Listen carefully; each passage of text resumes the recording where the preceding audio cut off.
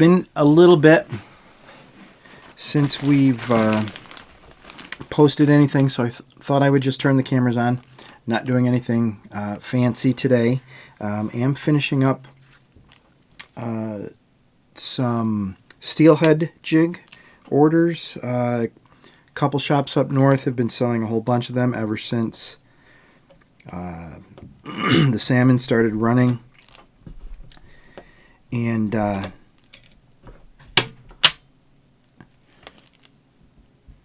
have been very busy doing this. So in the vise we have a 1/8 ball with the 2X hook, and I'm just using a 2/0 round nylon thread, nothing fancy. It's unwaxed.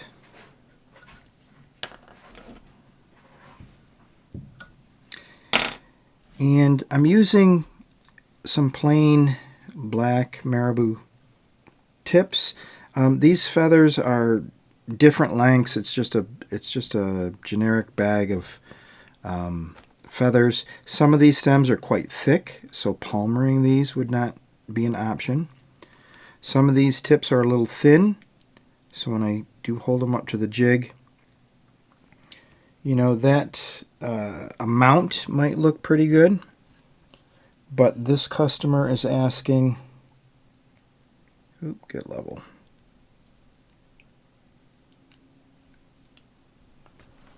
This customer is asking that the bodies of the Marabou jig be quite full, to have some bulk to them, which is no problem. I don't suspect that when you're fishing these under a bobbin, steelhead fishing, I don't believe they're supposed to represent a minnow per se, like you would think a jig would, but you're getting that reaction strike, or you know, what does that fish, what does that trout think of this jig? Is it a big ball of eggs? Is it just something that looks appetizing? Don't know. But I'm pretty sure it's not to make it look like a minnow. So for these jigs, to make that body a little bit more full, this first feather had some good volume to it, but I picked another feather that was a little sparse, so I took two that were thin. There's two feathers here, just to give it a little bit more volume.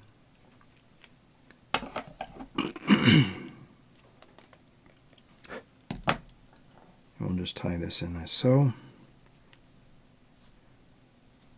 Couple wraps towards the bend of the hook, couple wraps back. Now each of these jigs is getting a little bit of flash. I put 3 strands down each side.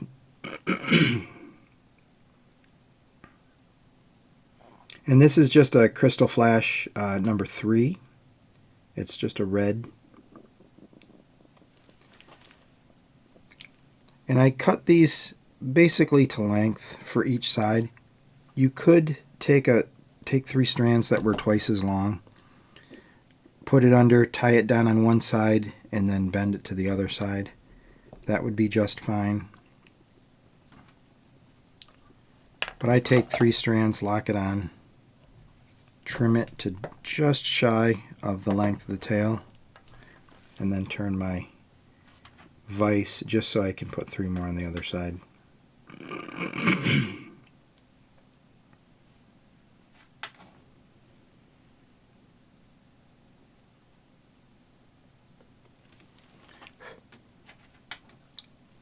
Now this color, it's nothing fancy, it's just a plain black, and I have to do a couple more dozen after this. I've done 6 dozen of these so far. Trying to do 8 dozen just so I can put a couple extra in my inventory. But after I finish these 6, I have 4 dozen of white, just a solid white. Again, red thread, red tinsel, white Marabou, white head.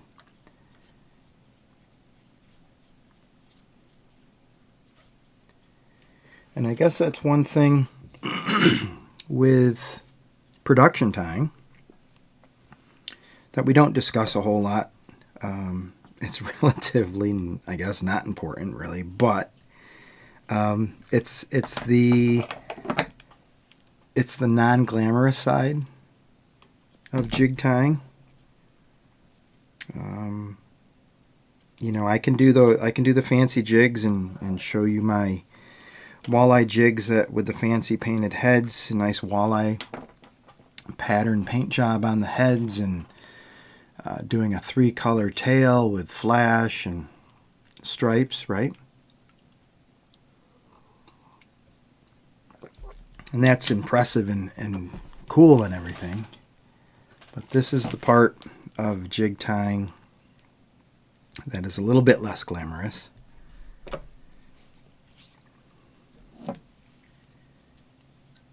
Oop, there is this. I think the jaws on this vise are starting to get slightly worn. There's a indent in the jaws that if I catch it just right, there's not enough surface holding the hook where it's loose, even though it's nice and tight. But this vise is actually quite old. Not in terms of since it was made, but actually I've been using it for quite a long time.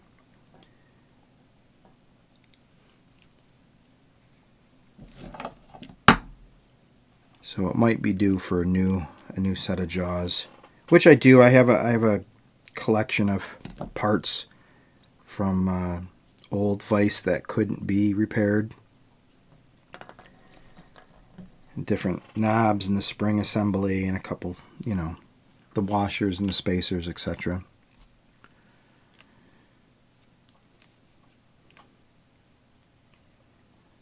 So for this top piece, this feather seems a little sparse. It's got that black line. It's got that white line. I'm not worried about that, but I am going to combine it with another feather just to give it a little bit more volume. The bait shop that these are for, they like the jigs to have a nice round profile, and for the body itself to have some volume to it when it's in the water.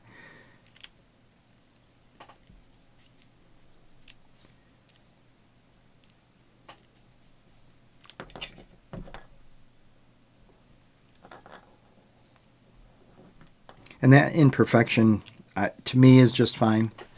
I like finding jigs where the hair's a little bit off, to be honest.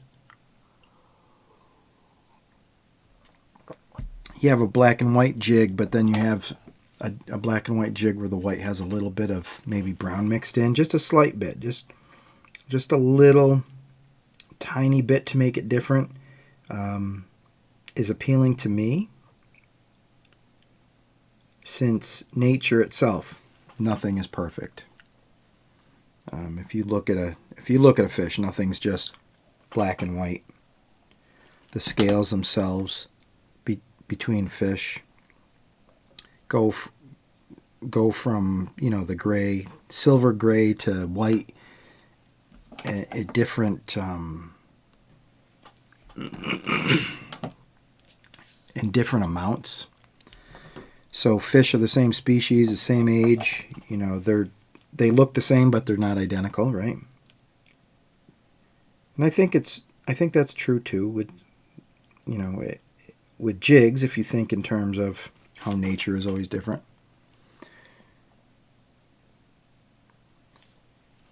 Now on the rack, on the shelf, when they're packaged, I want all my jigs to look the same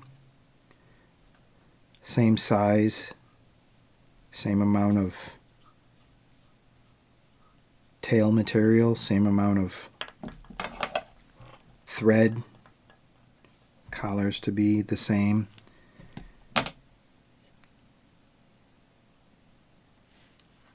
But then that's where your style kicks in, right? Where they're different from jig to jig. Now I do have a feather I don't know if it shows up on the screen.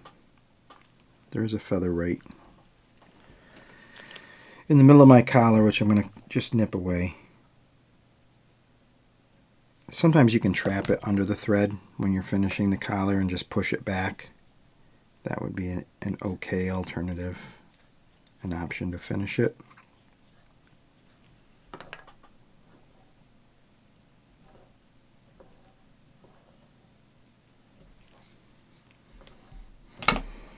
That white spot might be a little much. Let me finish this and we'll take a closer look at that.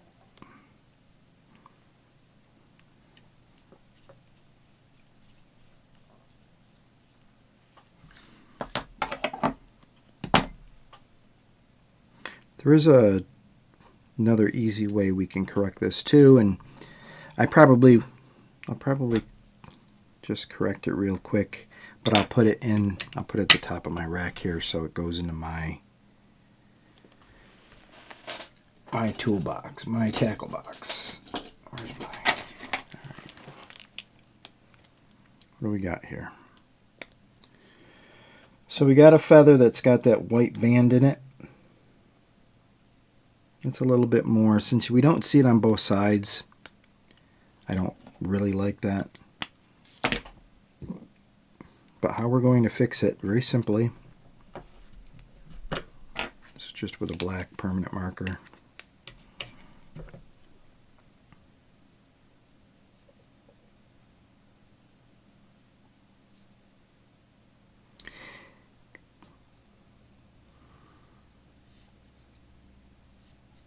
At the very least, just tone it down a little bit.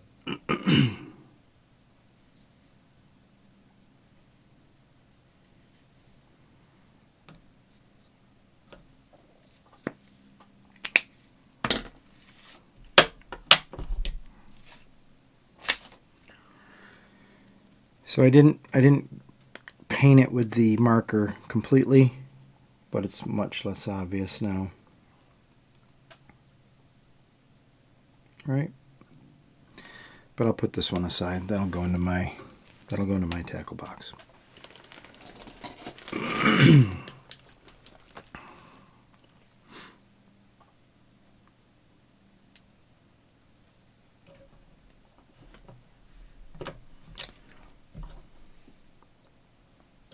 Some of these heads have just a tiny, tiny piece of flash on them. That's what I was taking off there.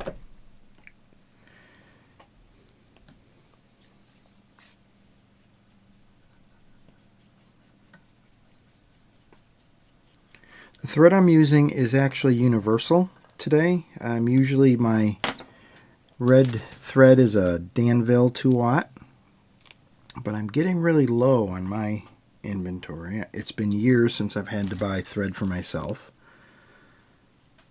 For the smaller sizes, I've got boxes and boxes of 2-aught thread.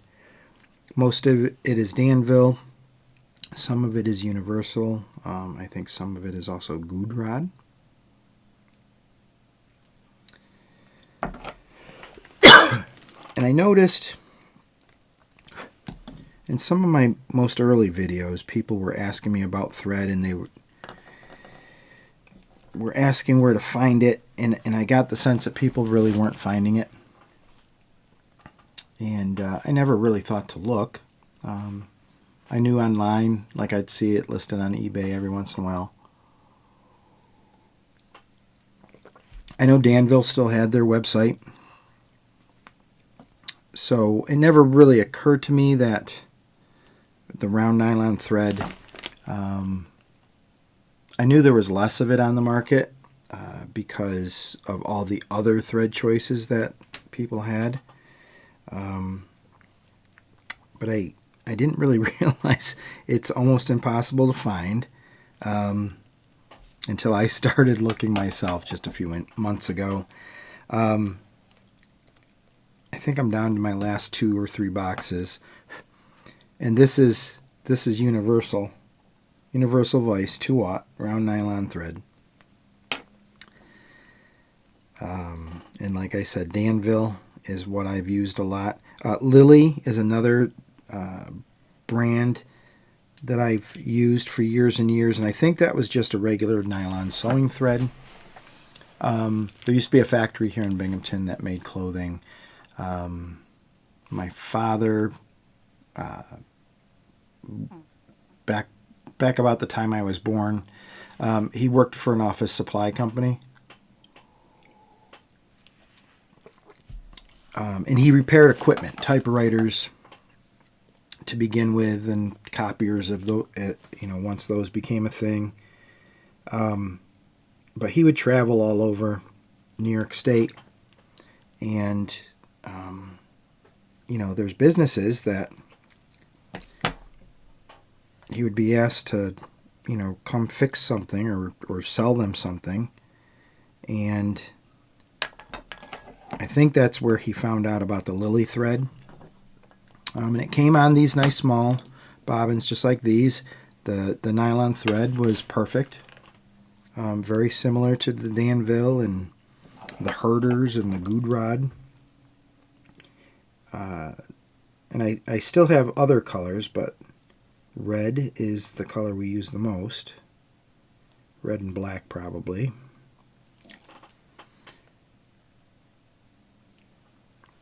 So it's getting harder and harder to find those.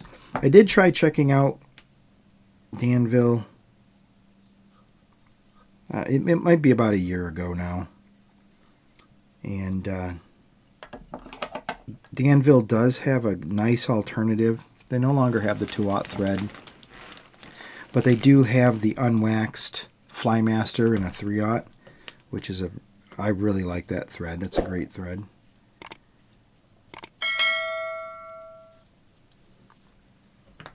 And most tyers, they really, younger guys now, even if they're tying basic jigs, probably learned how to tie with just a flat thread, a waxed thread.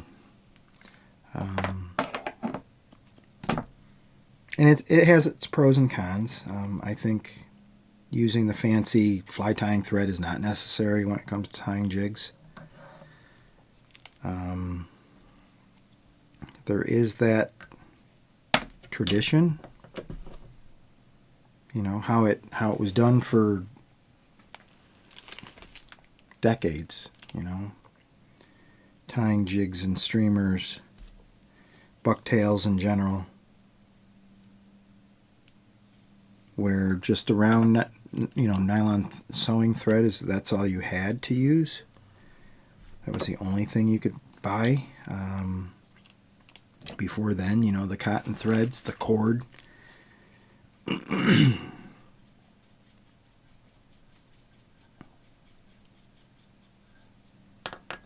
But I actually like using the round thread.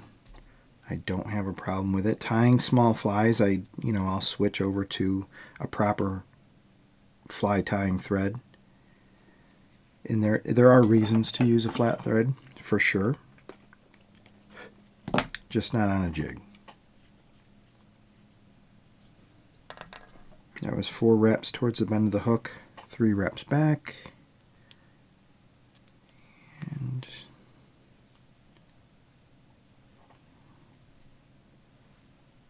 that should look okay.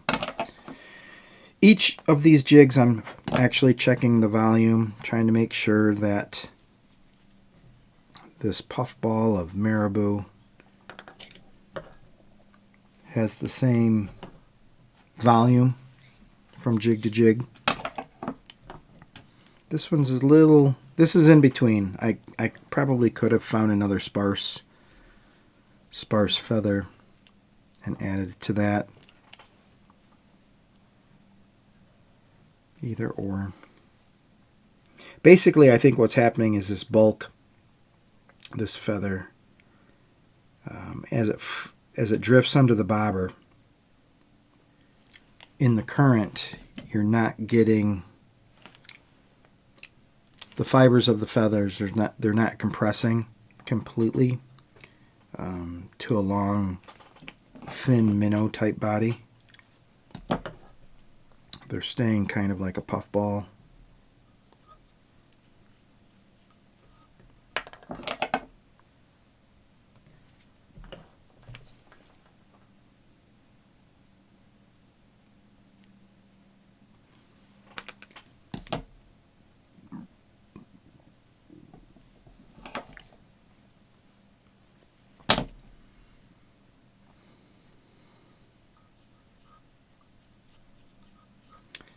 Very plain jig. I did tie a whole bunch in the last video I did tying the Marabou jigs. Was a black and a fluorescent yellow, or a chartreuse. I can't remember which. 50-50. It's a nice jig. Sold a bunch of those down there too. Did some pink and black. Did some pink and fluorescent yellow. I did a black and white with a half black, half white head with a black and white body. But the stores up north, they mostly want plain black with the red tinsel and plain white with the red tinsel. So, but a very nice jig.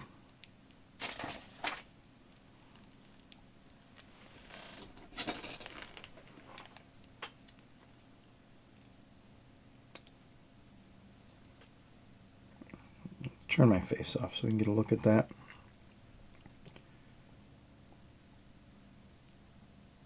Very simple jig.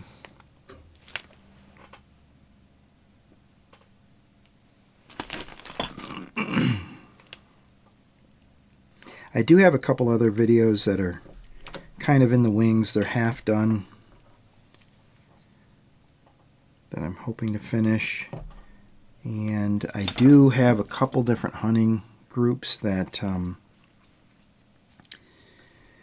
expecting at least the same amount of tails that I had last year. So we're talking, between 45 and 50 tails. I might have a little bit more. Depends how the season goes. But once we get some fresh tails, I'll be sure to have the cameras on showing how I take the bone out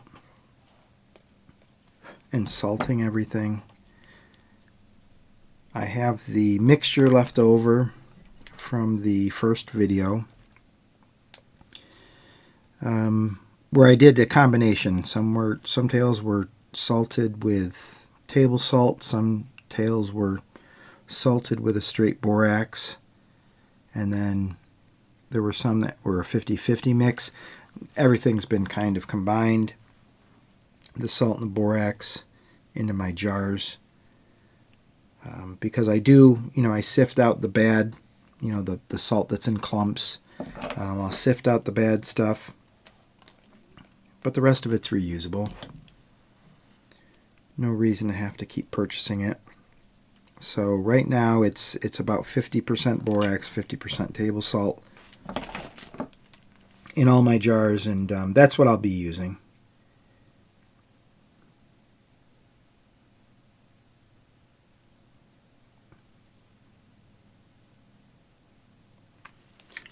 Overall, I concluded that one was not better than the other, borax versus salt.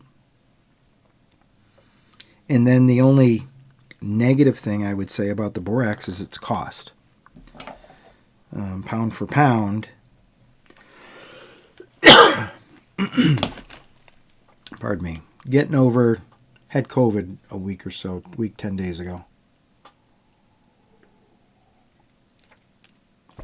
Got through the first round, no problem. Same with my youngest son, and then this fall, whole family, everybody got it. Wasn't too terrible bad.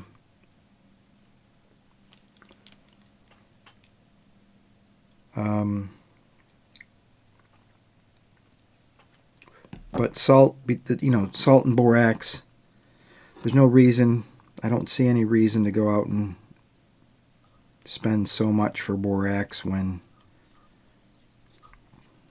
it appears that they're both good enough. So if it just comes down to dollars and cents, then the salt, I could buy a case of salt for the price of just a couple boxes of borax.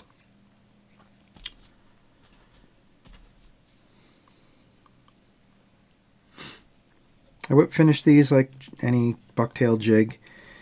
The 1/8 size, the 1/8 size head gets a little big, but the smaller sizes, the 16th and 32nd, you can use a whip finish tool.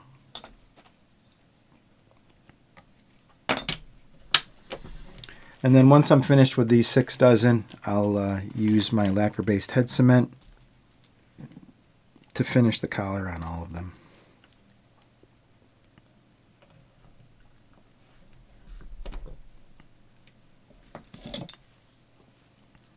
I will be tying more steelhead jigs in the future, maybe showing a few of the bodies where the we use beads on the shank of the hook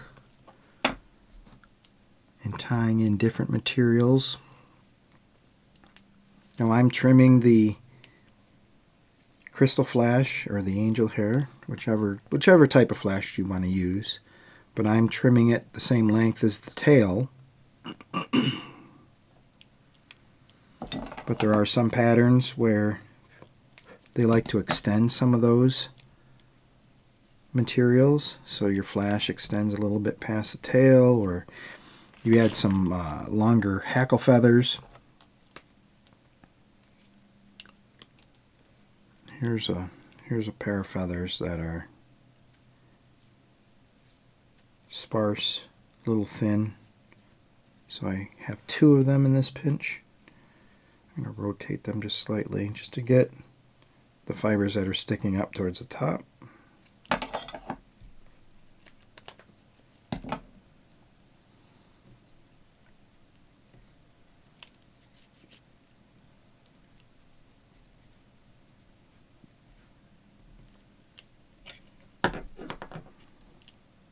Nope. That one feather disintegrated in my hand. Keeping all the bad stuff in. I'm not going to edit out any of this. I'm just removing the thread till we get to the the 2 feathers that I just tied in. We're just taking those off.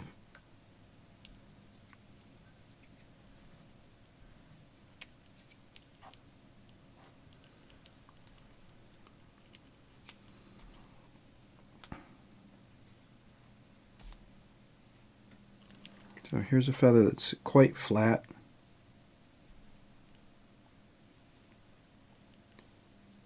And I'll just pair it up with another one.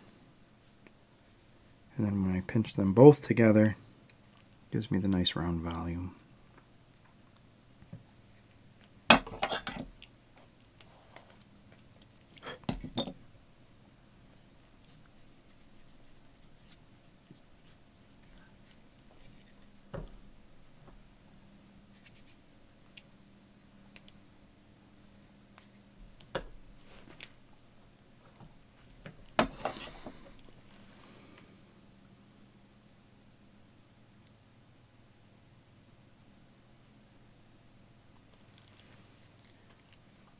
So not terribly hard pattern to tie. This style jig, Marabou feathers, I find to be quite easy to use. Even this style, you know, the bag with just, you know, random tips in it. A strung Marabou,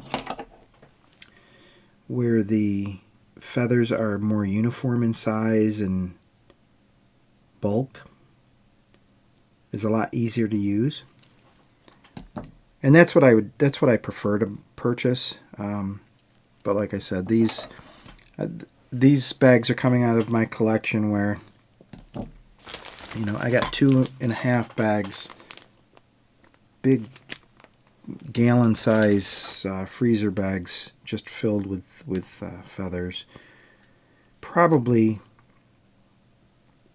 enough to last, you know, at least half my lifetime.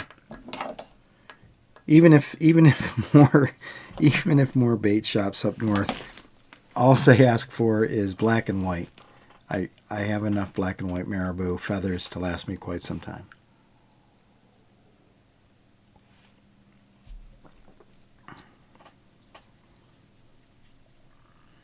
Not exactly sure even where these are from. I know Dad did dye not only tails, but he also would dye feathers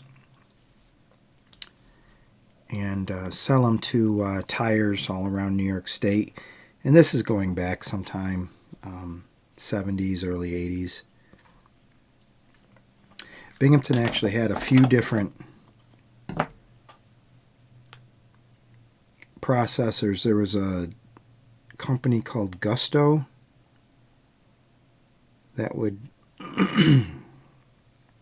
that would sell bucktail strips to fly tires, I think specifically. So what you would get is a package that had, I don't know, it might have been about a dozen pinches of bucktail that still had the skin, the leather attached to the hair, but it was cut in a way where it was basically the size of a pinch for your average bucktail. So for a ½ ounce or a 5/8 ounce ball head jig, you'd buy these packages that had about 12 pieces that were still attached to the leather. And they weren't bad. It was an interesting, I've seen packaging like that at fly shops, but usually for specific fly tying applications, right? Not really, not really like, the guys that tie the saltwater jigs or tie the big bucktail streamers, because our pinch changes. You're doing something like a Carrie Stevens using bucktail, and the pinches are quite sparse and very thin. It's a thin-bodied streamer. But, you're doing like a saltwater teaser that is just a big bushy clump of hair. Completely different. But so that's why I'm thinking that this company, Gusto, sold hair, and it was cut and packaged for fly tires, for that type of, it was enough to do 10 to 12 streamers,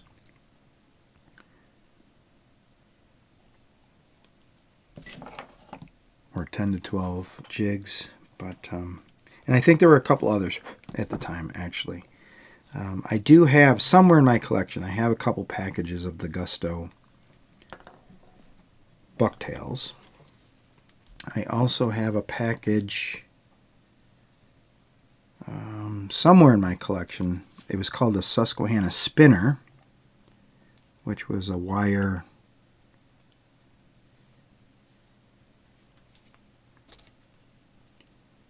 It was a long wire spinner setup, and it had colored beads on it. Kind of interesting. And for both of those, the Gusto and the Susquehanna spinner, I think they're actually packaged. They're still packaged, so. Not sure where I got them. I don't think I got them from my dad. But people, friends and family members, they know that if this is your hobby or your business, and they happen to have something from Grandpa's tackle box, you get gifts all the time, things like that.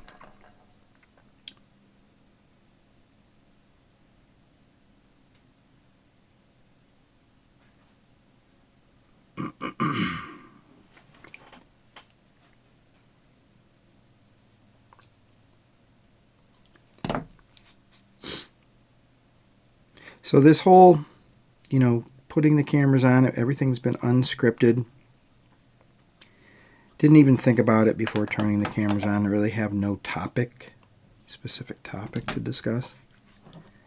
And like I said, this is an unglamorous part of jig tying, where you're not tying anything fancy. I think I have 4 pieces here. I'm not tying anything fancy, and it does get, you can get bored. If you think you're always going to tie that real fancy pike jig, you're going to be using all the exotic materials and the fancy colors, and customers are going to pay you the top dollar for your expensive jigs. And then you come to find out they want a solid black one, right? Nothing fancy.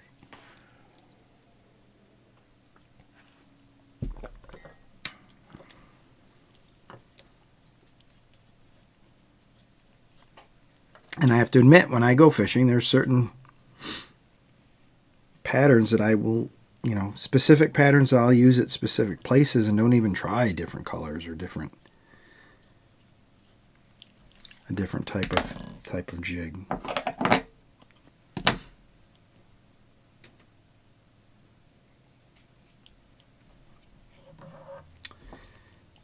So I think that's going to do it for us today. I am going to switch out this bobbin. I could probably get one more jig out of that, but it's cutting it close. I usually toss these. I have a big collection of just empty bobbins. But like I said, this is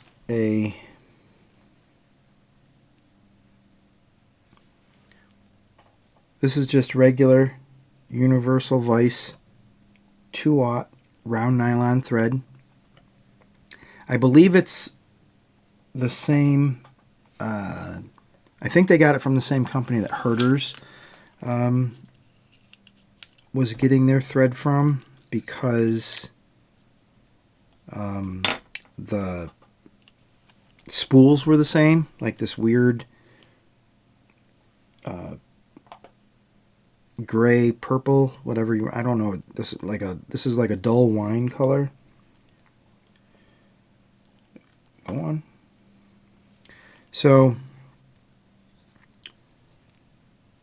I am on the lookout for a thread company, something that's a nice 2/0 thread that's on these smaller bobbins, or smaller spools rather, for use on the bobbin.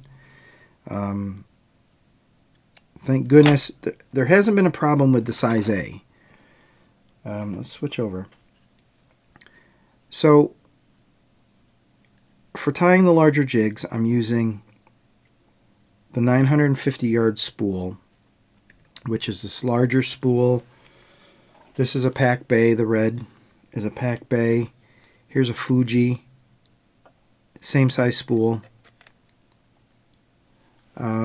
Good rod. I have all sorts of old good rod bobbins. Same thing, or I keep calling it a bobbin, but good rod spools. Same size. And that hasn't been a problem. But trying to find these smaller spools of thread, round nylon, has been a little bit difficult. But I'm looking.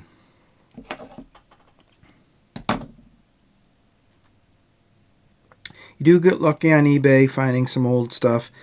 You kind of have to weed through the postings of people who think that they're holding on to gold. It's just thread. It's not worth that much. Unless you have a full box that's labeled and an unopened box of 12, then maybe for a collector it'd be valuable. But for loose spools of thread, it's really not that big of a deal, in my opinion. But I guess that's a video for another day. I think that will do it for us today. Be sure to check out the website, jworthhandtied.com. I've been putting up new jigs. Still have some hooks for sale on there, as well as we're getting into the fall, I'll be putting the ice fishing jigs on there as well. Be sure to hit that like button and subscribe so you don't miss any new content. And feel free to share any of our videos. I've talked about this before. There are a couple groups that do use some of the basic how-to jig tying videos that I've done in the past, and they use them for their groups, and I'm tickled to death for that. I don't know if it's a Boy Scout troop or just a bunch of people at a fly shop that they want to teach kids how to do bucktails. But whoever's using it, I know there's 2 or 3 different groups that I'm just happy to hear when they do that. So if anybody wants anything specific, drop me some comments down below as well. We'll be sure to turn the cameras on and answer any specific questions or techniques, or just you want to look at more closely on how just a basic jig is made. So I'm always happy to do that kind of thing. But I think that will do it for us today. Making sure everything is on, even though we've been talking for about 45 minutes or so. So as always, guys, keep tying in tight lines.